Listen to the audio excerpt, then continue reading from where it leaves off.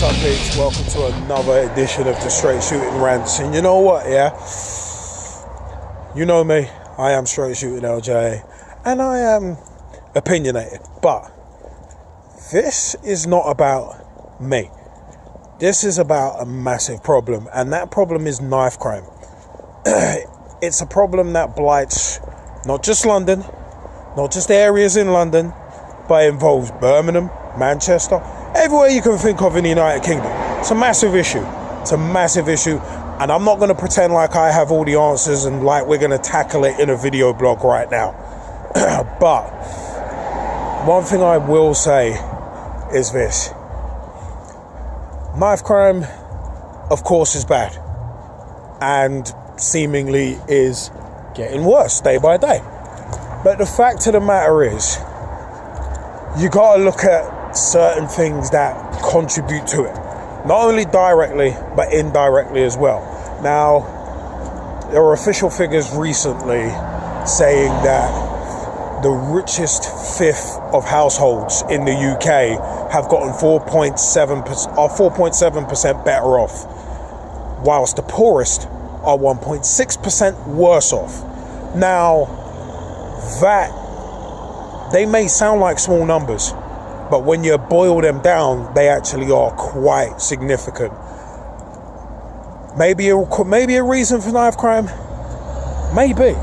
Because if the poor are getting poorer and those who are impoverished feel like, not only feel like, but are basically being ostracized from society, then it's a case of you got to look at root causes. And with something like knife crime, these root causes have not just popped up out of the blue in the last 5-10 years.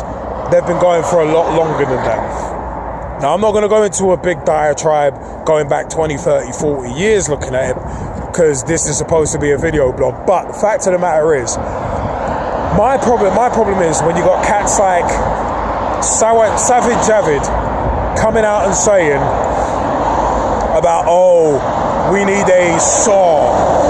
We need one person to sort out knife crime. We need a knife crime Tsar. It's like, no, you moron. One person is not going to sort out the problem. The problem is systemic.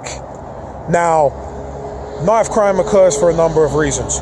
Whether it's people not being raised right, whether it's people being fearful for whatever reason, and feeling the need to carry a knife, to feeling like you've got no other way to get what you need.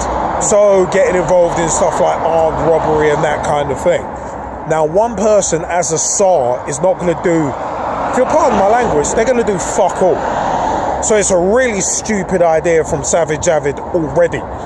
But when you've got the powers that be coming out and saying stuff like there is, like what Theresa May said, there is no direct correlation between the cut in police numbers and spending and all that and knife crime.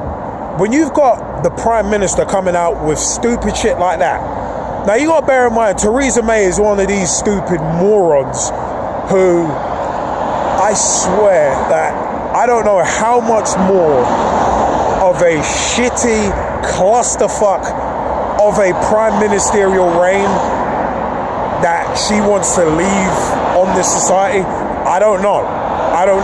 But she is just, I don't know what the fuck to say about her. When she's talking about burning injustices, she might want to choose her words a bit more carefully, considering how her government, and under her watch, how her government has handled the Grenfell Tower tragedy.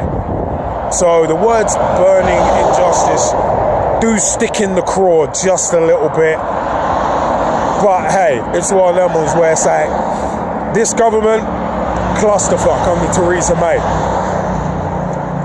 But the fact is, knife crime is one of them ones where Troy Deeney, who of course has done jail time himself, he came out actually with something very, very interesting very recently, and he said that it's lazy to call celebrities and footballers role models.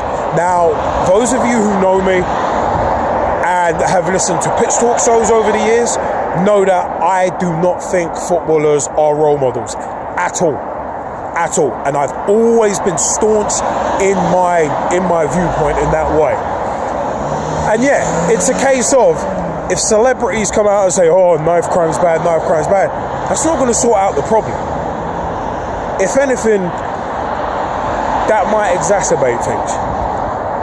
Because you look at the way politicians, for instance, tried to get the youth vote during the last general elections and during the Brexit elections. You just see these politicians glad-handed a bunch of grime artists, and they say, yeah, we're down with the kids, when you're not actually. You're actually taking the piss, and you're basically taking their futures away from them, but you're trying to masquerade like you're trying to help them when you're not. So there's already that. But for me, it's one of them ones where knife crime, I said, it's very much systemic, and there are so many issues to do with it. You could do all the hour dispatches, specials, documentaries, whatever you want on it. But the fact of the matter is, when you've got the poor getting poorer and getting slapped down, and you've got people thinking that there's no way out and nothing worth living for, then life becomes very disposable. It becomes very throwaway. And that for me is one of the problems. But the fact is, with youngsters, and being a father myself, it's one of them ones with youngsters, if you don't teach them right, then how are they ever going to know? You have to teach people. Don't just tell people and slap them down and be like, oh, you're bad. You got to tell them why. You have to explain. Because it's not just the what, it's not the what, it's not the when, it's not even the how, but the why that is important in every single situation. And yes, that quote is from James Bond, Tomorrow Never Dies. It's one of them ones where the why is always the most important. And what a lot of these politicians don't get with their stupid, quick, short-term fixes is that this is only going to exacerbate issues. I said, coming out with stupid shit like, oh, there's no direct correlation between police cuts and the rise in crime, that's just fucking stupid. Well done, Theresa May. You're an idiot, but we already knew that. Savage Javid, same thing. We need one person. We need a Tsar to sort out knife crime. No. Stop. It's one of them. Stop plundering youth projects. We need more for youngsters to do, to take them off the streets. I was lucky in that I found out that I wanted to be a video editor through a youth project in 2003. So it's one of them where I was very, very lucky in that regard, where a youth project basically saved me from potentially going down the wrong track. And I was lucky that my mother was a great role model. She paid her dues. She worked hard all the time and instilled that mentality in me. But some people aren't that lucky. There's a lot of people who are from broken homes and basically get swallowed up by being from a broken home. Some people haven't got an outlet. Some people need an outlet and are screaming for an outlet, but haven't got one.